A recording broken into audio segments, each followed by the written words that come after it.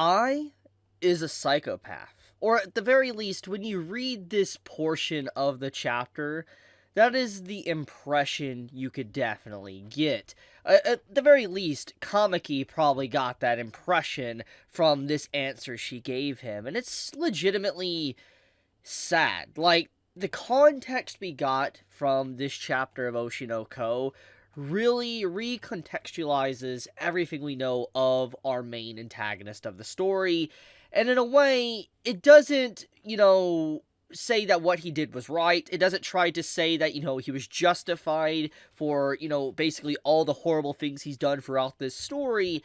It just mainly lets us know what led him to make the actions he did early on within Oshinoko. And I think one of the big indicators of all of this, after this whole little segment here, which we could classify as a flashback slash, filming of, the film, we could look at it as Aqua realizing just how messed up I and Kamiki's life was. And I think that is what he truly understands in this moment. Like, you could just see his look of despair and desperation, because his anger isn't necessarily on his face here. It's more of shock, pity, and not really knowing what to do. Because up to this very point within the story of Oshinoko, the main objective, so to speak, and if we think about what the objective of this arc is, it is about exposing Aqua and Ruby's father for the death of Ai and what he did to their family. And with all that considered, the very story has basically been a vengeance story, getting revenge against the person that took Ai's life. And that's what's driven Aqua since the very beginning of the story. And obviously, Ruby has been keyed in on this as well, thanks to recent events within the story.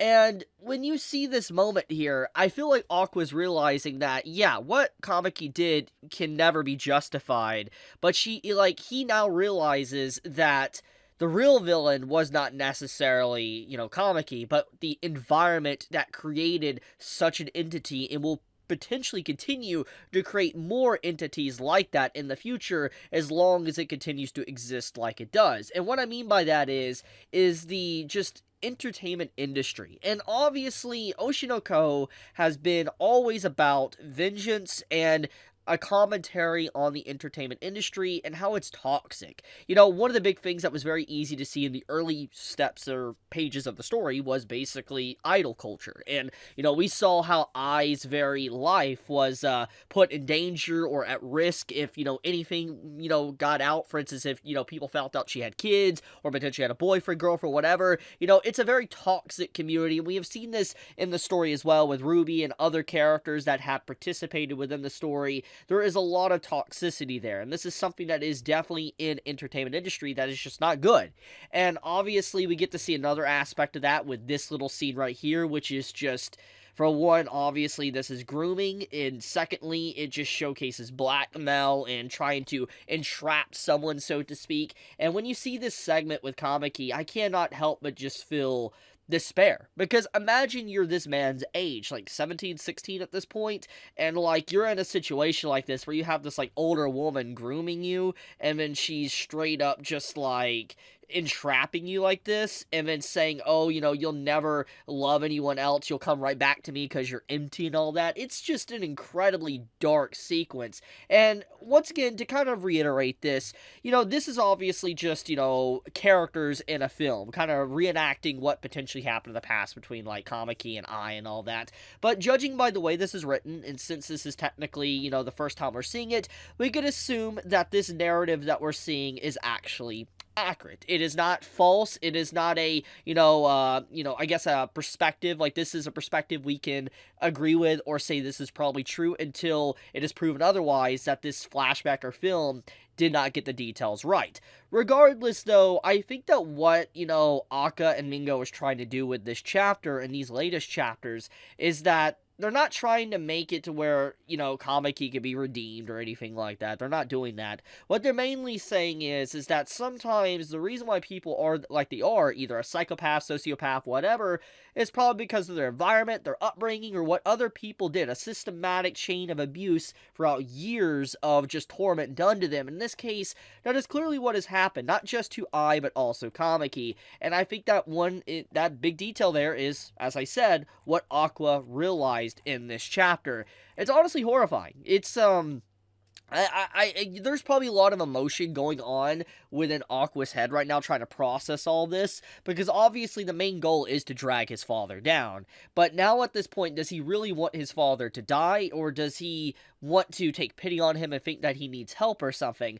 Because looking at this conversation here with I and what she said to Kamiki, it's actually sad when she says, like, lies don't work on you, so I'll tell you up front, I don't know. And what she means by this is she doesn't know if she'll ever leave him, she doesn't know if she loves him, and those words sting. You gotta think about it. This is a guy that looked into I as someone that was also, like, compatible with him. For instance, he probably looked at I as like, she's also a broken person, I'm a broken person, maybe we could find some common ground and potentially help each other out, put the broken pieces together and make each other whole once again. That's kind of what Kamiki probably was thinking when he got into a relationship with I. And then I basically saying, like, oh, I can't really say if I love you because I don't know. It's such a, like I said, it sounds like a psychopath or sociopath saying this, but we know there's more to her character than that, and it's just sad, because if she was able to make a connection with Kamiki,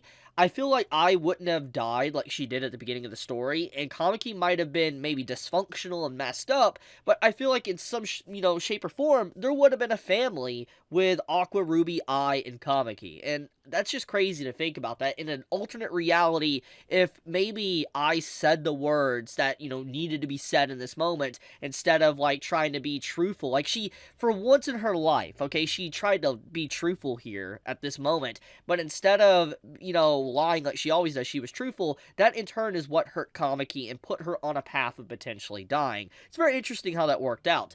But, anyways, with all of that being said, it's, this panel is just terrifying. I mean, we know what happens. I mean, the dialogue here basically says what happens. It's just a big old yikes. And it's clear that what Akka's also doing with this is basically saying that, they're done with the movie. Like, Akka is probably like, you got enough context of what's been going on within the story. We don't need to hammer in all the details because you know exactly what I want to do with Kamiki now. So, kind of speed running through all this makes a lot of sense. Just the dialogue saying I's rejection and all that.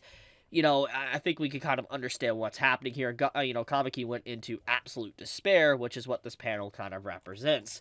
Now, with all that being said, the chapter does have some uplifting and happier moments, which, let's get right into that. It talks about, Kana and Aqua's relationship. So, yeah, let's segue into that. Kana and Aqua's relationship is something that has been put on the back burner for quite a while now, honestly. Memes aside, because obviously I've been memeing on it quite a bit, either on YouTube videos with thumbnails or just on Twitter, talking about the Ruby x Aqua type stuff, which is hilarious, and it's technically kind of canon, what's been going on with it. I think that, if you want to hear my personal opinion, as I've always said, I'm more of a Kana fan. She is definitely a person I feel like that can bring the best out of Aqua. But as I've talked about, Aqua is someone that needs therapy, and I think that if he was to get into a relationship with Kana, it would be really toxic if it was realistic. But regardless of that notion, the point of the matter is that Kana has always been my fan favorite, and having a chapter kind of having her pop up and kind of drag, Aqua out of the dark a little bit into the light kind of shows the contrast of what Kamiki was missing in his life. He didn't have someone like Kana that would bring him back when he was at his darkest hour. He needed something like that. And Kana has always been there. She may be like that traditional tsundere, not really speaking her mind properly at sometimes, but she does it when it counts. And I like that. Her character really came in shining here, and obviously there's a lot of jokes here with this product placement with the ad of chips and stuff, which is just a joke in of itself, and that's pretty funny. But I think the big takeaway from all of this is that, for once, the little cracks of Aqua's facade broke, and he was like, when I'm with you, I just end up having fun. And he basically says, you're a real problem for me, you're troubling me, because every time he tries to have a stern face and tries to manipulate people and all that type of stuff, Kana comes in and she just kind of slowly sweeps off his mask, and it really bugs him, because he's been trying to live that way since the very beginning to continue his objective of getting vengeance against his father. And I just like how he basically admitted to her, yeah, I've been having fun, and I know people might chalk this up to maybe he's just manipulating her once again, but I don't think so. With the way the paneling is done and what Aka-sensei is doing with this chapter, he wanted to key in on the fact that his eye, the star in his eye, went white instead of black starred, which implies that his emotions are more pure and he's not manipulating, and Kana kind of did this for him, so I think that is a big detail that this chapter definitely did. But, yeah, we had a nice little Kana moment, and once again, I did not expect that. It was not something I expected to really dive into when I read this chapter, and so there is hope. There is potential hope for Kana x Aqua. So, will that happen? We will see.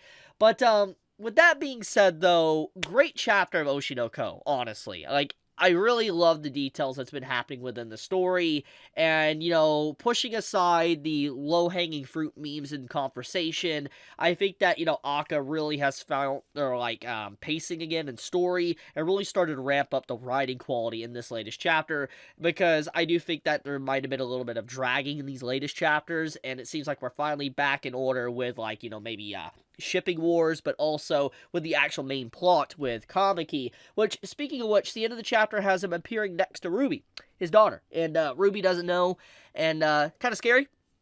Makes you wonder what's going to happen, especially with how a lot of time has passed. Is he going to kill her? We'll see. But yeah, very scary jump scare at the end of the chapter.